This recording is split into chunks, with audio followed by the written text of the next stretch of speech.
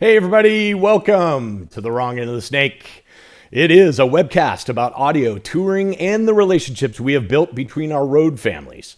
Tater and I have had an 18-year relationship on The Wrong End of the Snake with bands like Ted Nugent, Kid Rock, Slash, Stone Temple Pilots, Prophets of Rage, Iron Maiden, and most notably, 10 years with Linkin Park. My co-host, Kevin Tater McCarthy, is a world-class monitor engineer with over 30 years in the business. I'm very proud to call him my friend. He has 9 Top Dog Monitor Engineer of the Year awards and 2 Parnelli Monitor Engineer of the Year awards. I'm Ken Van Druten, a.k.a. Pooch. I'm a front house engineer with 3 decades in the music industry. I'm a 3-time Grammy-nominated recording engineer. I have 8 Top Dog Front House Engineer of the Year awards, and I am also a winner of the Parnelli Front House Engineer of the Year award. Let's do a little housekeeping. Please use the chat window of the Zoom app to communicate amongst yourselves. If you are streaming from our YouTube channel and you want to be able to ask questions of our guests, register to be on the Zoom call for future episodes. Links to register are in all of our social media. If you have any questions for our guests, please use the Q&A button at the bottom of the Zoom app. We will answer as many questions as possible during the hour and then answer any leftover questions in our Q&A overtime episode. Look for that to be uploaded to our YouTube channel in a few days. Please like and subscribe to our YouTube channel, and don't forget to visit our social media. YouTube, Instagram, Twitter, and Facebook is at Wrong End of the Snake. Tater, why don't you tell us about our guests this week? All right. Today we have the legendary David Morgan. He's front of house sound engineer, has worked in the business since the mid-'70s. His clients include the Doobie Brothers, Jackson Browne, Michael McDonald, Kenny Loggins, Glen Frey, Whitney Houston, Paul Simon, Bette Midler, James Taylor, Stevie Nicks, Steely Dan, and Fleetwood Mac, to name a few. He has 11 Tech Award nominations, including a win, and 6 nominations for the Parnelli Front of House Engineer of the Award, with a win in 2019 for his work with Fleetwood Mac. Please welcome to the Wrong End of the Snake, the legendary as legendary can be, as legendary as his clients, a guy who I consider, which I do not have, a man with golden ears who I look up to, the very well-respected legend in our business. I can't say enough. Please welcome David Morgan.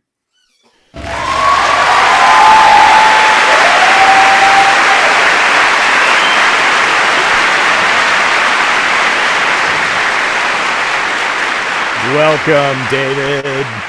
Oh, man. I am so stoked for you to be here. Thank you so much. Pleasure. Yeah. The pleasure's all mine. I'm really happy to talk with you guys. And Tater, I'm embarrassed.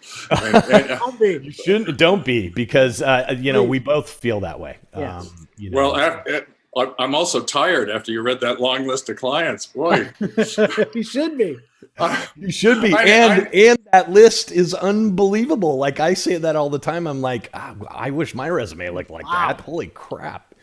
Well, I've been lucky enough to be in the right place at the right time and been available when people ask me to work. And it's a strange juggling act that us freelancers have to do, isn't it? I mean, trying to maintain a relationship with a client is hard enough throughout a tour, but to maintain it over years and years at a time is a bit of a magic act. So I'm just grateful I'm still here after 40 plus years of front of house mixing, over 55 years in the music business. Do you have any idea how many shows you've mixed, do you think? No. Okay. No. I haven't even thought about that. Yeah, I haven't either, but I just wondered. Some guys keep track. I just wondered, because it's a lot. No, it would make me feel even more worn down, I think. Let's start at the beginning, though, a little bit. We talked earlier this week. We kind of got together and had a little get together, and you spoke a little bit about you being a musician first. You were like playing guitar and that kind of stuff. But start at the beginning and kind of help us to understand how you got to the point where you were getting these, amazing clients. Well, my parents, and thankfully they did, forced me to take piano lessons starting at 6 years old, and I ended up really enjoying it. And I think that was a major step along the way. I progressed briefly through about a week of playing the trumpet after 4 years of playing the piano, and I really couldn't take what was going on inside my head, and it was really loud. And so I switched over to saxophone. But along the line, while I was playing the sax, is when my older brother was a guitar player, and the first time I picked up his 1959 Gretsch anniversary, I was kind of hooked. And the other thing that got me hooked was seeing Elvis Presley on the Ed Sullivan Show in 1956. You know, amazing. And I looked up and I said, I want to do that. That's what I want to do when I grow up. And I was 7 at the time. You know, wow. So the real formative thing though was listening to the Everly Brothers and Buddy Holly. That's really more the direction I go in. And I was on my way to becoming, you know, the next big singer-songwriter in my own head. And I played in some fun bands in Boston. I played in some fun bands in Woodstock, New York. I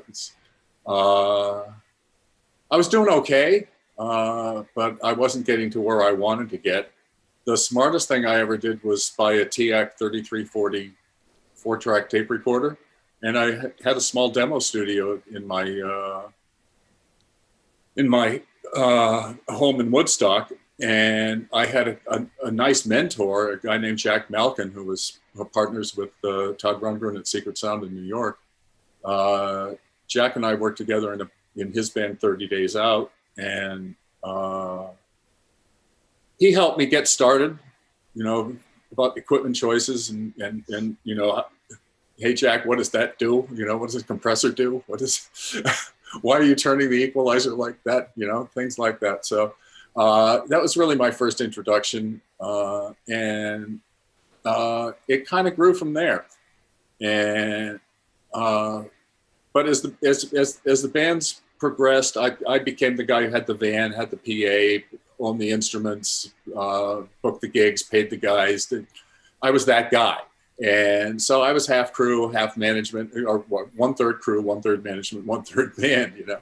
So it was just kind of a natural progression to starting out working on a custom tuck and roll 100-watt mono head with 6 microphone inputs that had like high and low EQ on it. And that was, things just progressed from there, you know. Little Tapco mixers that I use for the mixing on the, you know, recording tracks to the TAC and then mixing them down. And we ended up having 2 of the TACs, and we bounced back and forth. We got some DBX noise reduction. You know, things got better. We were making pretty good demos, me and my partner Leon Becken up in Woodstock. And so we moved that out to the West Coast when the band that we were both playing in Woodstock broke up. And Leon went back first. Leon was the original drummer with a band in LA called El Chicano. And he had left to come back east to play in this band that we were in. And we had really high hopes with this band, and spent about 1.5 years recording tracks that we thought we were going to release on the record. And they came in and said, we can't market this. We have no idea how to market this stuff. And they just let us go. So Leon went back home to LA and went back into El Chicano for a while, and then called me up and said, we have a space in Hollywood, and do you want to bring the studio out here and we'll set it up out here? And so we had a little it ended up being an 8-track. We had one of the first TAC. We had a buddy who worked at TAC, right? Awesome. And he got us one of the first 8-tracks. Wow. And it got us and got it to us on a demo, you know, because he worked there and could, you know, punch the paperwork. And so we had the second one in LA in our little studio. That was very cool. Yeah. So it was, you know, that I didn't think about mixing live until, you know, people would come in and say, you know, I got a bar gig here over in East LA or Monterey Park or something, and say, because I got introduced to a lot of the Latino musicians and through the band El Chicano, and so I would do little things like go to try to mix a bar. Well, one day, El Chicano's mixer couldn't do a show, and because he was sick, and they asked me to mix this show. Well, the show was for 5,000 people on the quad at University of Southern California. Wow. And so I'm there standing behind, green Altec mixers, the big knobs, Yep. and mixing on A7s. And I had the Amazing. time of my life. I had absolute time of my life. You caught the bug. I said, this is very cool. Well, it took me a long time to get back to doing it. I stayed in bars I worked for a band called East Side Connection as well. I worked a couple of times with another band called Tierra in town. I worked with another band called ATM, which stood for All Those Mexicans, which the bass player in that band was Rick Rosas, Rick the bass player from Neil Young's band. Yeah, right. It was a kick-ass band. It was a really good band. And so that I kept trying to deny that that's what I should do, because I ended up being a staff engineer at a couple of studios for a while, but I didn't belong there. It took me a while working there to realize I didn't belong there. But my real jump into live sound mixing as a profession was while I was working at those Hollywood studios. I was moonlighting out at a club in North Hollywood called the Palomino. And the Palomino was very famous at country and western hangout. And the who's who of country music at the time came through there. Now, if they didn't come through with their own crew, I was the guy who mixed front of house and monitors on this brand new 24 channel PM 1000. Yeah. Still there, by the way. It's still there. And so when I started mixing on a real console and started mixing real bands, I got to mix George Jones, and he showed up, and he sang, and so it was just an amazing immersion in that culture. And I had always had a great appreciation for country artists, so I was really ready to dive right in. And a guy gave me a business card and said, "Go see my boss." And the boss was Al Siniscal, who owned A1 Audio at the time, and they gave me my first job. And ever since then, that was 1978, and ever since then, I put down the guitar, walked away from studios, and lived on the road. Do you feel the studio laid down a decent foundation, or any kind of foundation for what you're doing even to this day? Yes, it did, because it taught me how to have a reference, right? Starting with test tones on a tape, or record alignment tape. There's a lot of things that I use. I do a lot of system tuning by ear, and a lot of the tuning is, lining up things so they're completely additive, which is, similar to doing azimuth on a tape machine, right? And so, I mean, there's little mental links that are still there from the studio experience. Yeah. And I got really, my best friend at the studio was the maintenance engineer, the guy whose day job was working at the Jet Propulsion Laboratory. And Gary was an absolutely brilliant man. So I picked his brain as much as I could because I didn't know shit about acoustics or how a microphone actually worked. I didn't know about electricity. I didn't know about electronics. And so and at this point I'm already past 25 years old, so I'm way behind.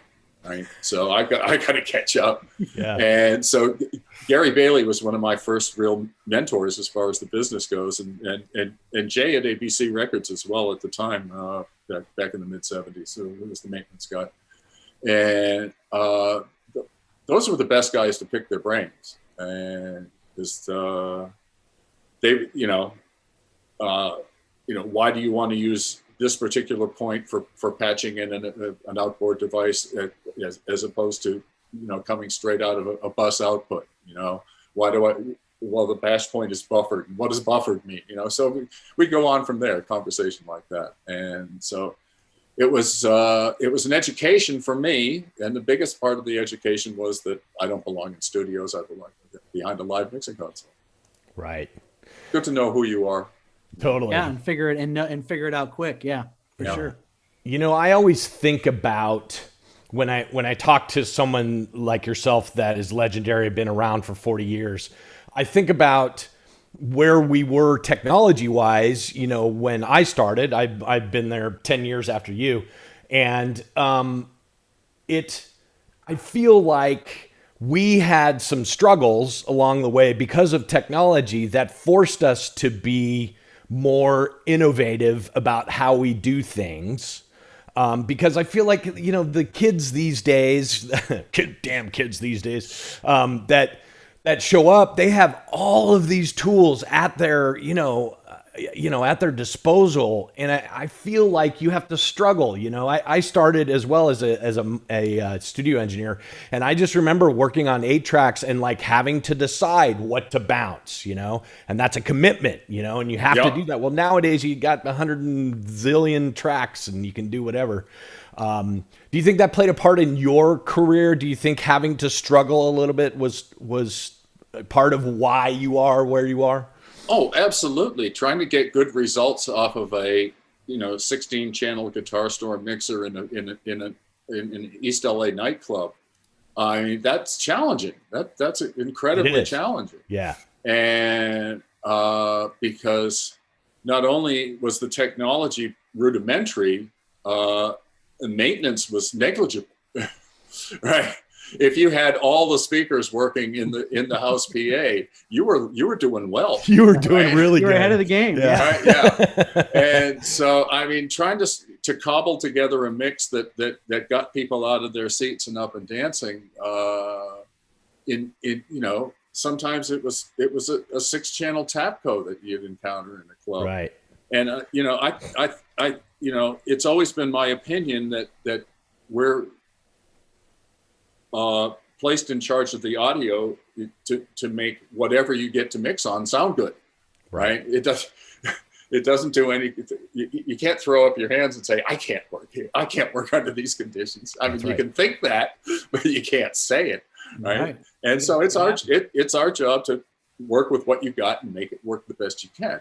So I think that the guerrilla mixing that I did in the mid 70s around LA in the clubs was probably the best training I had for the state of the art of the stuff back then, right? Because it wasn't that big a jump, right? It was just more. Yeah. It was still, all analog, right? And a console's a console, a game pot's a game pot, a pan pot's a pan pot, right? EQ is different, but they still do the same thing, right? They push things around or they scoop things out, right? So it's now you're right. Now you have to learn not just what an audio chain, you have to learn software, hardware, and all of it is one step removed from reality because it's all digital. So you really have to be an intense student. I always wonder, I mean, as I came up, I was able to absorb digital increment at a time because that's when it started. I'm of that age when the technology started. So, when the first digital reverb came out, I was able to absorb that, right? And incorporate a Black 224 into my show, or when the droids came out in the studio, the 251, the telephone, right? So those were having to get hands-on that, and you start making the link between the analog world and the digital world one piece at a time, and it's quite a bit easier to absorb. I don't understand. I have no understanding of coming out of it like a college now or any other course in audio and being faced with the infinite number of audio Infinite. Yeah. It is. Think of the number of plugins there are in the world. Oh man. You know, it's almost like a hive of insects now. I mean, there are so many. How do you learn them? Well, I think that's the point I'm trying to get to, is that their kids are like kids in a candy store now, which is a horrible thing. All they do is grab all the candy, and run for the cash register. And that's what I see a lot of engineers failing with, is they're not paying attention to the fundamentals, and I try really hard to get kids to come across. But I don't know, do you have any advice for a younger engineer coming into this business in regards to that? Well, we had the incredible advantage of listening to the analog equipment that is being emulated in the most popular plugins. My advice would, of course, be, to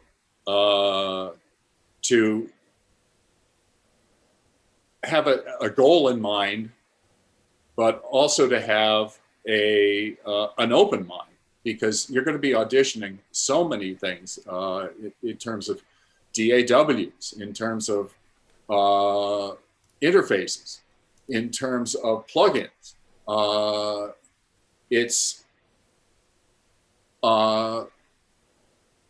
It's a very, very, very dense world out there now. So my life experience is so vastly different from that. I would ask more, what do younger kids have as advice to me? What do I need to learn to keep up with you guys? Yes. And if I plan on staying on the road much longer, now I have to try to absorb what my console platform has changed to Digico has changed to Quantum. Now that happened when everything locked down. So I'm over 70, so I'm not leaving the house unless I have to, right?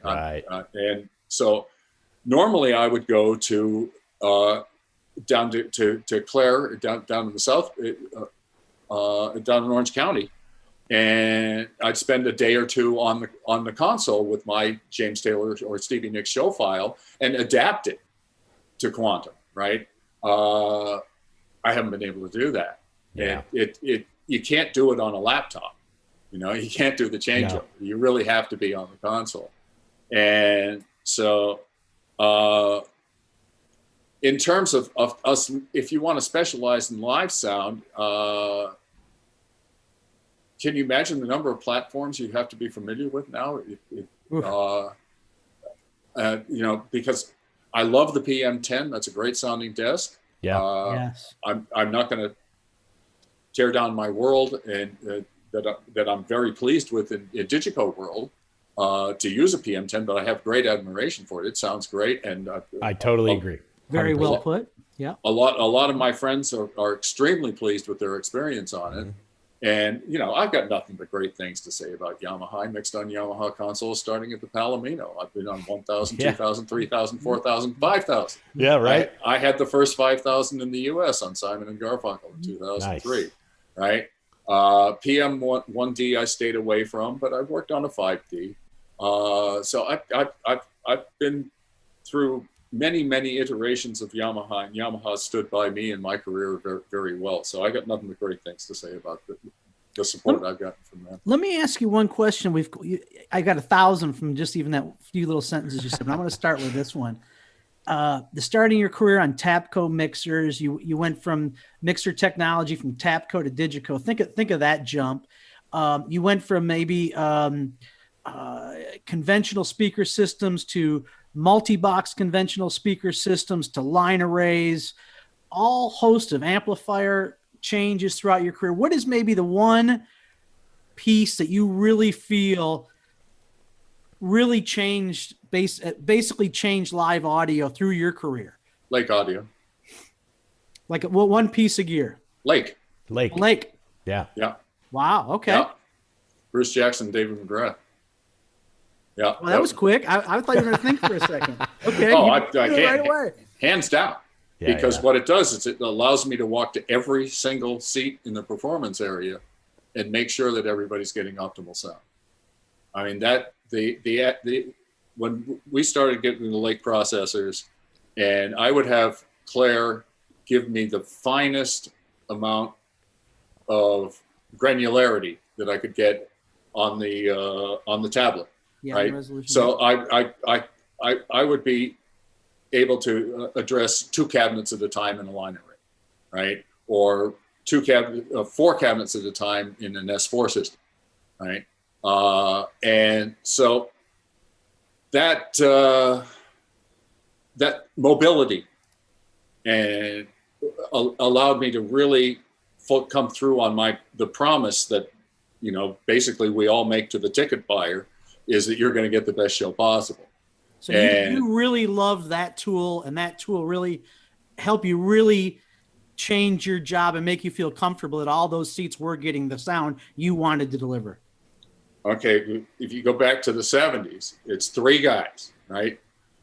It's me up top in the balcony, and I'm yelling down, because we didn't have walkie-talkies. I'm yelling down to a guy who's near to me. You're doing right? a lot of this. And then he's yelling to the guy who's in front of house with the 3rd octave Clarks, right? Yeah. Right. And so sometimes it's sign language, sometimes it's grunting, sometimes it's yelling, sometimes I need 8K down 3 dB, you know, and it's like, put the candle back, you know? That's right. And so that's what it was like. And it used to take so long, and you literally had to run, and it was, you know, and we certainly, we were only working with left and right EQ, you know? That's right. And so it was a process of okay, turn this amplifier down 1 click, right? And so, I mean, that's the way it went. I mean, I had so much fun decombing S4 arrays, you know, especially when they're flat arrays. Because if you randomly turned off like the high frequency in one or the 10s in another one, you could really, you could help yourself a lot. Turn off the 18s in one column, you know. You know, all the onstage 18s, turn them off, right? So the band doesn't get screwed. And it was, back then it was all you had was the amplifiers and your 3rd octave equalizer, right? That's for evening things out. And it was a challenge. And I really enjoyed that challenge with it. You know, it was a challenge. Yeah. That's why to this day I EQ my own PAs, and I don't use any kind of analysis tools. I was just going to lead that into another question, actually, especially for the younger kids who are out there, even guys who work on your crews from Claire and other vendors. What do you use the system engineer for? What do you expect out of him? And I'm going to throw one more question in on there. It's kind of a little bit in the same line as, what about the 5th man on your crew in Fleetwood Mac? How do they? How do you mind them approaching you and asking questions and teaching and all that kind of stuff? I know it's 2 kind of separate things, but I'd like to get all that kind of wrapped into one. It's a lot. I know. Oh no, I've got tons of questions. I just want to get them in there, all in there. I know. We're trying to get them all in. Yeah. Even at my advanced age, I'm still on the crew, and I come in with the sound guys in the morning. I still hang stage right with my systems engineer, you know, and with Chris Fulton, and Chris and I have been together for a long time with Claire, and so I mean there's no real 5th man. We're all on the same crew. We just have different jobs, and everybody's just as important as everybody else. So I love the time I spend with my audio crew, and I had a wonderful system engineer for 18 years. I had a gentleman named Andy Satil who was one of my best friends, and I miss him every day. Yeah. We lost him a few years ago, and but I now have a man who's 42 years younger than me as the systems engineer, and Thomas Morris is so good at his job, and he knows how to run the prediction program. He knows how to run the analysis programs. He knows more about Pro Tools than I will ever know. And so, like I said, I need to ask them, what do I need to learn to keep up with you? Yeah, and so, I put a lot of responsibility on Thomas, but I do like to EQ the PA myself. I do it with music. I do it with a lot of personal hocus pocus, just things I've learned over the years, how to cheat delays, how to move sound around a room and stuff like that. And, little tricks, like if you add like 3 or 4 milliseconds to a delay that you think is dead on, you can actually turn it up a little louder, little things like that. If you make it seem like it's farther away, people's brains think it's further away and they don't think it's as loud. So I dazzled James Taylor one time with moving the front fills around, as far as time. I always have inners and outers as pairs. And so, you have to time the arrival time from each pair to as you're going across the front row, right? And so I had James walk with me on the front row, and I said, okay, that took it way out and moved it way out to the offstage side, and then moved it right back in, and then moved it back out. And he looked at me and went, this is black magic. It is. It is black anyway, magic. I have so much fun doing it. And Thomas will tell you, we have a lot of fun. I have him double check me on the EQ because his ears are younger, and like I said, he's smarter. And but once I've done the basic EQ on the PA, and I'll listen to every column in the PA to do that, and the front fills, I'll time in the subs, I'll do all that stuff. And like I say, I do it without analysis tools. This is all done hearkening back to doing the azimuth on a tape recorder in the studio. And but once I'm done, the PA belongs to Thomas. And in terms of balancing what's happening in the from the top of the arena down.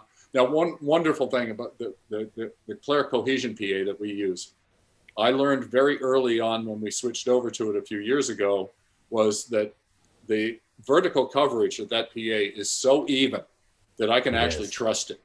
I can if I go like midway up the height of the arena, that's a good place for me to listen to the PA because I'm going to get a representative sample. Now, I'll make a few changes, but mostly in shading as far as the floor goes, because as you get down into the J, everything changes from a flatter array into the J, everything changes.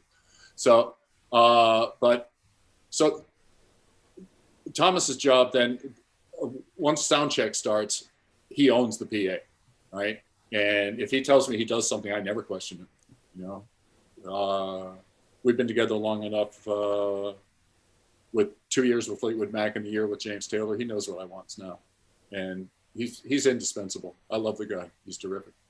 He knows what's coming out those 2 cables, and he knows how to deliver it to you. And you don't question it, and you're free to do your art without any worries. Exactly. And it's a relationship of trust and friendship, That's it. I always tell people, like, prior to line array, at least for me, prior to line array, the job of a system engineer was pretty much like push the boxes, get them in the air, throw me the keys, and then I'm the one that's got to kind of sort it out. Yeah. But now there's this much more, adversarial relationship where we are working together to create something. And so I see the system engineer job as like, absolutely necessary. Oh, and an extension of me. Absolutely. 100%. And it's a real benefit to be able to know that if anything goes wrong during a show, your system engineer can handle it. You can trust him. And, yeah. I mean, even down to little things like if when I'm in the middle of mixing a show, I don't answer the intercom. Yeah. Right. I kind of get myself into a trance-like state. Yeah. I really don't want to be interrupted. Totally agree. 100%. I mean, just little things like that. It's knowing when to lean in and tell me what he just heard on the intercom. That's right.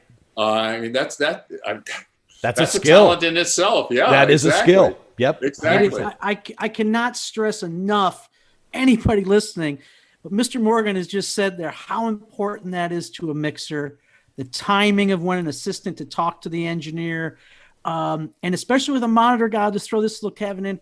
If I have to pull my in-ear out, it takes me a long time to get that back in and get that vibe going again.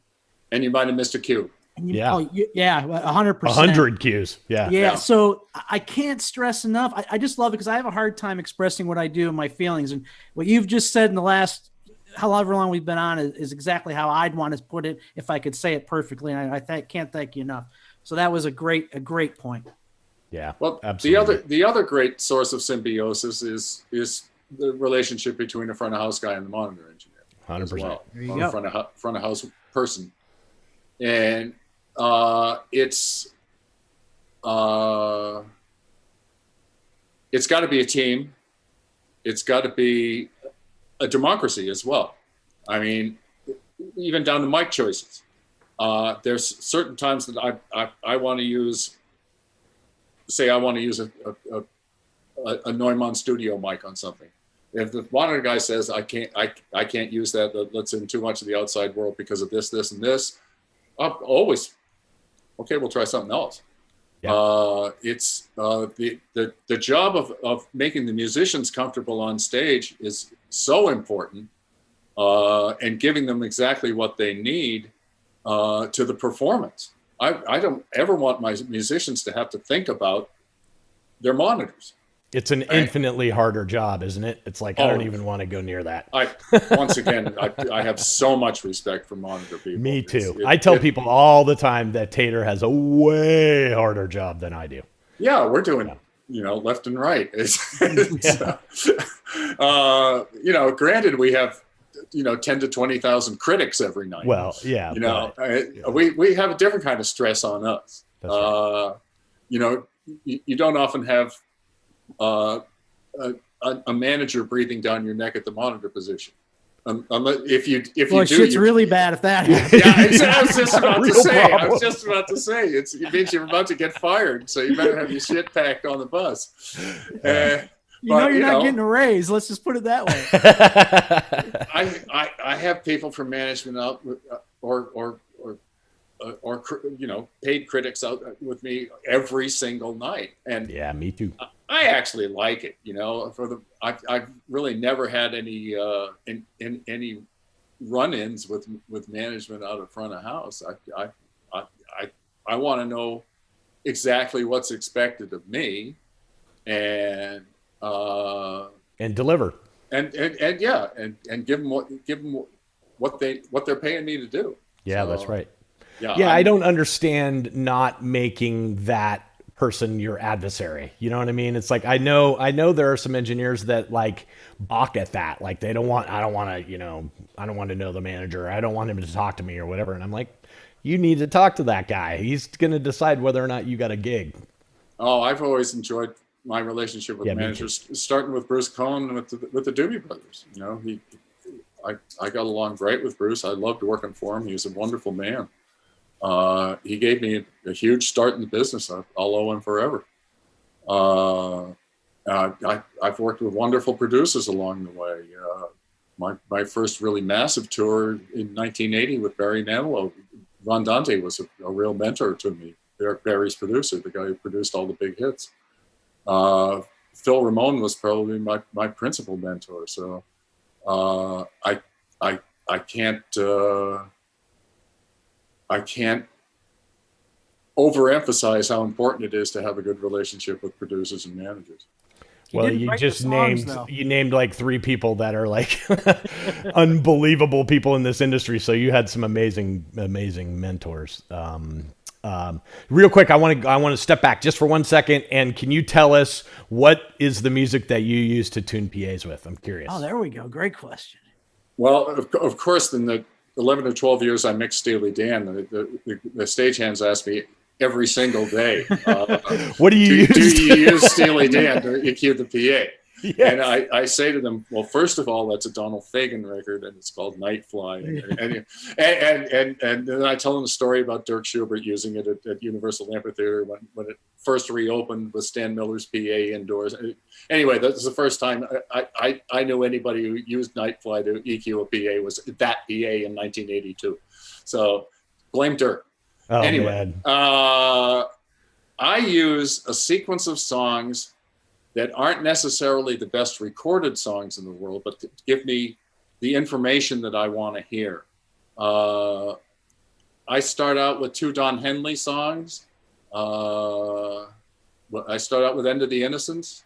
Yep. And then I do Last Worthless Evening. And I'm listening for different things in both, but predominantly in End of the Innocents, I'm listening to the low end, because there's kind of a reverse gate phenomenon going on the bass guitar, where it gets louder as the notes are held out. So and it's also a pretty round bass sound. So for me, the first thing I want to do is make sure that the low frequency in a large hockey arena isn't going to completely obscure everything else via masking, And so that's the first thing I'm listening for, is what's going on in the 60, 80, 50 cycle range, right? Is the room going to overpower everything else? And then there's a lot of, Hornsby's piano has a lot of 3K on it. Henley's vocal has a lot of 3K overtone on it. The other thing I want to make sure is that the primary ear fatigue areas, like 2.5 and 3K, aren't strident as well. Okay, so that's the first song. Second song has a much less aggressive bass and kick sound on it, and I want to make sure I didn't take too much out. Right. Got it. And then the next song is a Lyle Lovett song, If I Had a Boat, and that's all about this. Right? I mean, come on, it's Lyle Lovett. Yeah. And so I'm looking for mid-range right there, and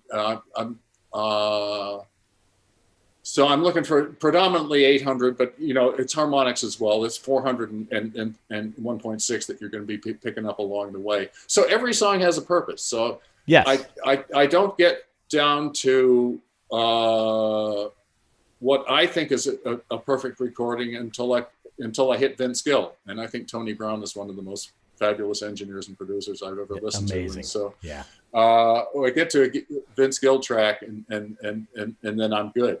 Now, let's remember that I'm mixing James Taylor here for the most part. And right. So I want a singer guitar player to sound good on the PA that I just EQ'd. So, I definitely work with a lot of flawed recordings.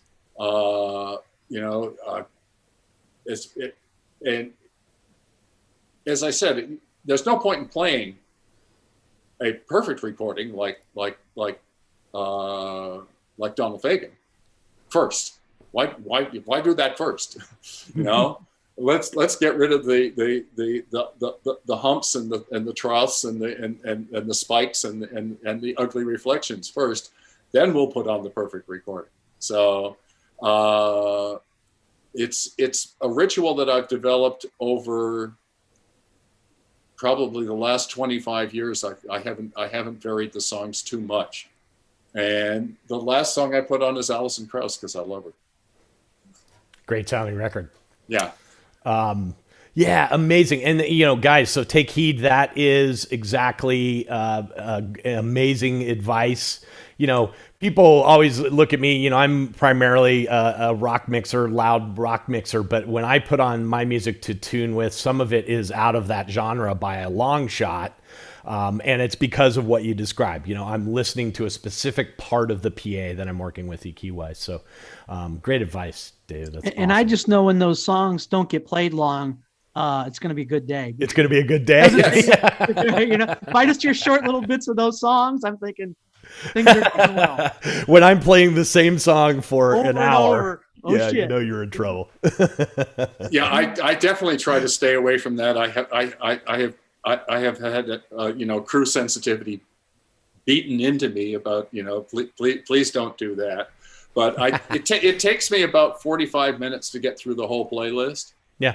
And and I try to play songs that people, eventually after you hear them enough, you hate them all, right? Yeah. But I try to play songs that don't make people go, shut that thing off, So I hate that song. Yeah, I can't stand that song. It's really hard to get up in arms about Lyle Lovett or Roxy Music or any of the nice stuff that I play, and so.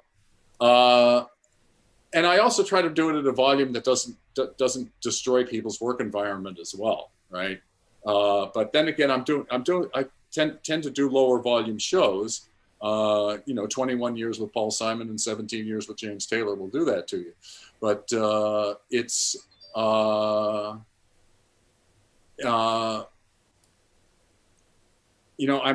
I'm always trying to get somewhere. I'm always trying. I have a goal in mind, which is to make the output of the console sound like the output of the PA, sound like the output of the Pro Tools when I'm if I'm doing virtual sound check, or sound like the Tannoy near fields that I carry, right? I want them all to sound the same.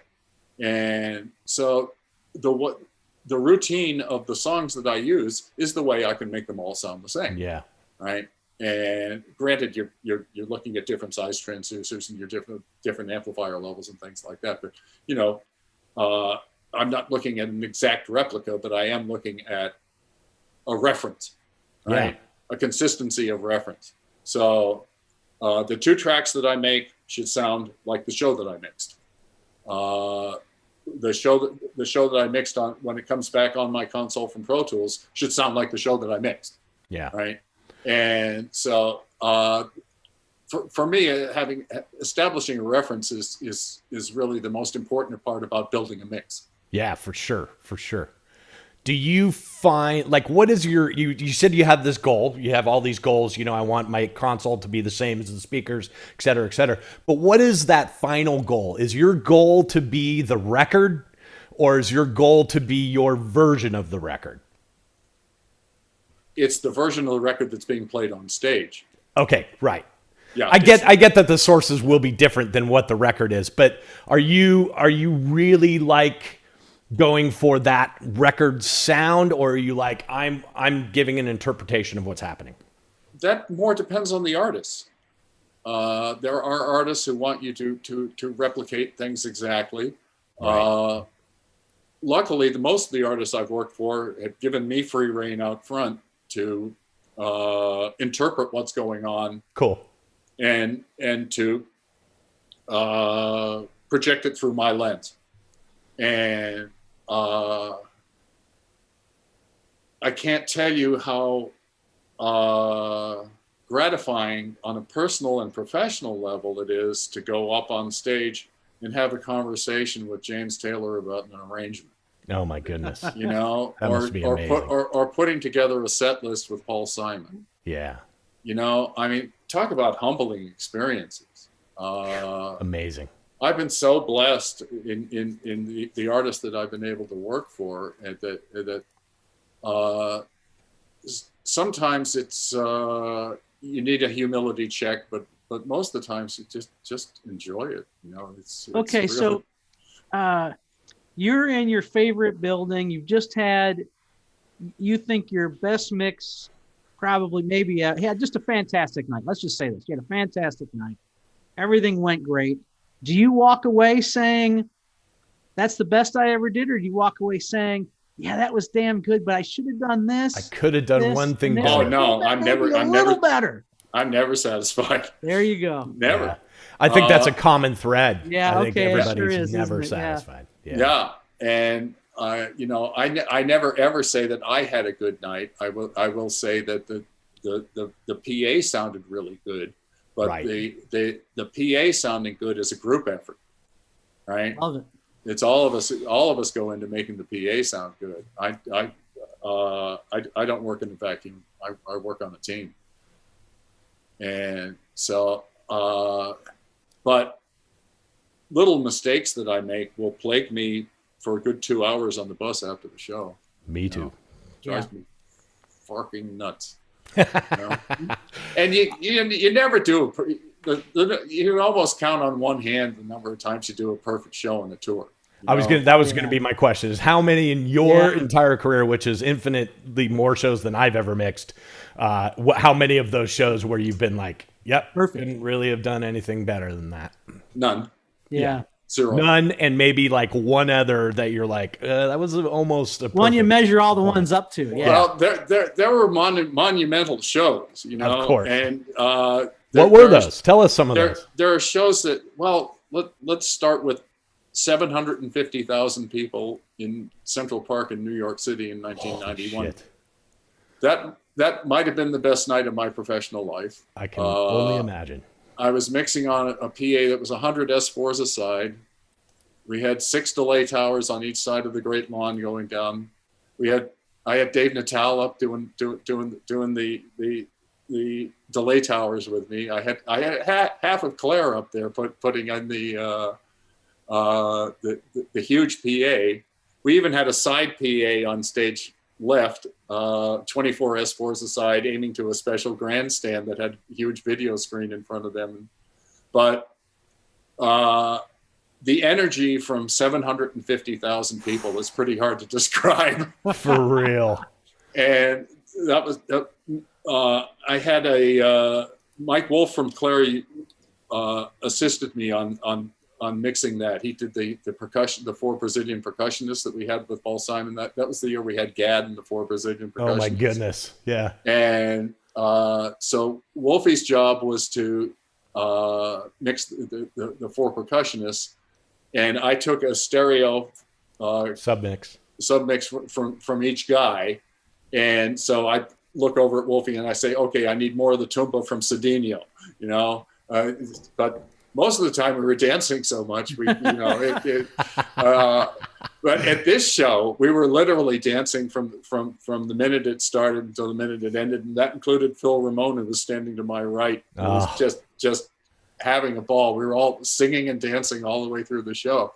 Oh my God. And it was, like I said, we had the song "Obvious Child," which is the first song on the Rhythm of Saints record, with all the Oladum percussionists, the Brazilian guys who play the big surdo drums and the Rapaniki snares. We brought about 40 of them up from Salvador Bahia in Brazil, and the joyful noise that we made to start that show with all these drummers. Oh my goodness. It was. I was told you could hear it as clear as a bell up at the 86th Street crossing, and it was the power that came out of 100 S4s aside. It just slamming away down the Great Lawn with all these huge percussion noises coming out. The yap-a-pa-pa-pum, boom, boom, boom on this, and it was just so physical and so huge. And the song "Obvious Child" is one of my favorite Paul Simon songs anyway. And it got better from there. It just kept on getting better. And, the era of Graceland and Rhythm of the Saints was Paul's creative genius at its best. I mean, sure. There aren't many albums better than Graceland at all, but musically, I think Rhythm of the Saints might be his greatest effort ever. And that tour was so amazing. We did 162 shows in 36 countries, if my memory serves me correctly. Wow. And we started in August of 1990 and finished in February of 1992. Amazing. That whole tour was a standout. Graceland. Those are the things, man. Those are the hair standing on your arms, standing up on your arms. Those are the things. I live for that. Oh man, better than any drug. Absolutely. It's a rush that is absolutely indescribable when the band, the PA, and the mixer are all in sync. In sync, yes. All in harmony. Yes. Yeah, when the universe comes together all in that one point, and it's I quite often some of the most gratifying moments are when the house lights go down and the band gets into like the second measure of a song and it's all perfect. Yes. You know? And I will reach behind me to Thomas or to whoever the system engineer. I'll stick out my hand. We'll just do a little one. Just Way to go, behind dude. me, you know, back here, you know, and do a little one of those because it's just elation. Yeah. And I really try to put a lot of joy into my mixing. Yes. You know? I want people in the audience to have as good a time as I am listening to what's going on, you know? And so quite often I will look behind me up into the far corners of an arena or the furthest point away that I can see and see if people are dancing. If people are dancing up there, I'm doing good. You know? That's exactly it, man. Check in with the peeps. I love it. Yeah. Even in 91, you were still a veteran mixer at that point, I would say. And obviously well noted, top of your game, even in 91.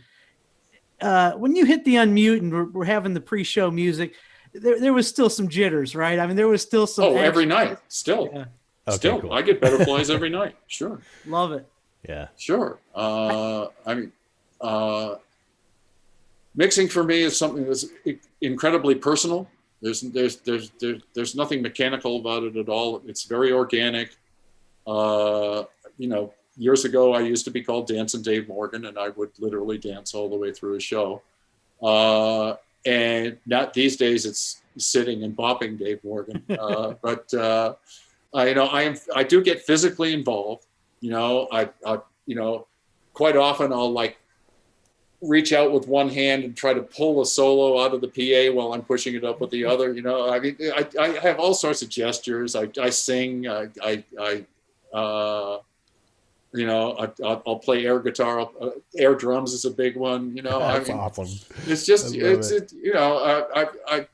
I've never grown so old that I've stopped making a fool of myself. So, and I'm not self-conscious about it at all. I'm used to living with 10,000 pairs of eyes on me all the time, and I this is who I am. And, you know, point and stare at the guy waving his arms around, mixing the sound. What's that guy doing in the middle of the arena? What does he think he's up to? Yeah. We're getting a little short on time for the first segment, but we normally don't get technical, but I just want to ask this question real quick. You're mixing Paul Simon again on the Graceland tour. Problem is, Claire Brothers all out of microphones. They have no more microphones left. They're all out. You get one brand, one kind. Got to do the whole stage. One brand, one kind? Well, come on, SM57, of course. Yeah, Okay. 57. Okay. I would have answered the same way. 57. Okay. Yeah. 57 in the kick drum, 57 in the snare. You know, whatever. We'll make it work. Okay. You know, I it just goes saw back to the that old Shoko diverse band. 548 days. Yeah. Yeah, 548 days. Yeah. Yeah, every microphone out of Shoko was a 548. Every one. I've got right in my closet over here. I've got an original 548 and an original box. Wow. Excellent. That's awesome. Excellent. Yeah. Well, listen, Dave, we kind of come to the end of our first segment here, but we definitely have tons more questions to ask you in the Q&A. But thank you so much for giving of your valuable time, and I for sure feel blessed that you came and spoke to us, and great knowledge was given today, guys. And if you ever get a chance, go see David mix a show. It's pretty unbelievable. And I'd like to break it down for a second. If I can. I've never done this before. Break it down. I just feel like I learned so much today. Yeah. What I heard in a nutshell was, here is a self-employed. He said it first. 71-year-old guy that is still touring, been at the top of his game, since he started doing this and grew up with our industry from, when he started, they weren't flying speakers. They were ground stacked to flying to analogs, moved all the way, wasn't scared to go to digital. I want to get into that in the question and answer. But anyways, I heard this gentleman say, it's not me, it's the whole crew. Yep. I heard him say, I come in and help fly PA stage right every day. To all you guys that think when I'm mixing Paul Simon, I'm going to walk out to the front of house and say, kick drum. You know what I mean? It's not happening here. The guy's on the crew, working hand in hand with the fifth man to the crew chief, completely involved in it, involved in the music, and involved in the artist. And to me, in a nutshell, and I can't say enough of a person of your stature and your age who doesn't need to be doing any of that other than walking in and mixing. There's your foundation if you want to be successful and have a long career in this business. Thank you. And I'll add to that, still loves what he does at 71. On top of the whole thing. Unbelievable, right? Most people hate their jobs. Yeah. I work for James Taylor and Stevie Nicks. Come on. Two of the most beautiful people you'd ever want to meet in your life. I'm so blessed and so lucky to be where I am. I'm grateful every day, and I love being part of a larger entity. I really like being on the crew. If you come in at 4:00 with the band and things aren't exactly the way you want them in the arena, whose fault is that? Yeah, that's right. Yeah. Where were you at 9:00 in the morning? That's right. When the points were being laid out. That's right. You know, I get involved with the rigger. You know, I talk to everybody. Amazing, man. Thanks for dropping your knowledge on us, David. Yes. We'll get into some more of this in the Q&A period, guys. So tune into that. We're going to post that probably tomorrow. So stay tuned. There's going to be a lot more questions we're going to ask Dave, at least another 30 minutes of that. But next week on Wrong End of the Snake is Dylan Eli. Dylan is a producer, engineer, playback engineer, and entrepreneur. In his almost 25 years in this business, he has worked with artists like Justin Bieber, Jay-Z, Fall Out Boy, Linkin Park, Ministry, Backstreet Boys, Janet Jackson, Black Eyed Peas, Cher, One Republic, and many more. He runs a live production rental and staffing company called Spacebar League and a Los Angeles-based recording studio, Porsche Street Studios. His fledgling record label, Sad Pony Records and Pedaling, is one of a kind sonic audio shaving box, the Porsche Street Stomp. Sorry, that's a hard thing to say. Porsche Street Stomp keeps Dylan one of the busiest people we know. Dylan's been on a bunch of tours with us as a playback guy and as an engineer. He's an amazing guy, so we're looking forward to that next week. Please subscribe to our YouTube channel and like our videos. We have had over 500,000 hours of watch time to our channel, and we're very grateful that you have helped us to reach this milestone. Thank you. Subscribe and smash like on all of our videos, please. Also, don't forget to write your local congressman and remind them about our forgotten industry. We're going to be the last guys to go back to work, and we need to keep telling people, hey, we need a job.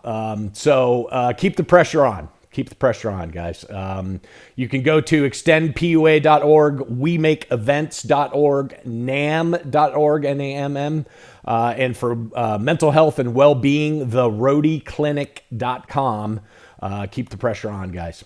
Thanks a lot. We'll see you next week on Wrong End of the Snake. Look for the Q&A with David coming out in the next couple of days.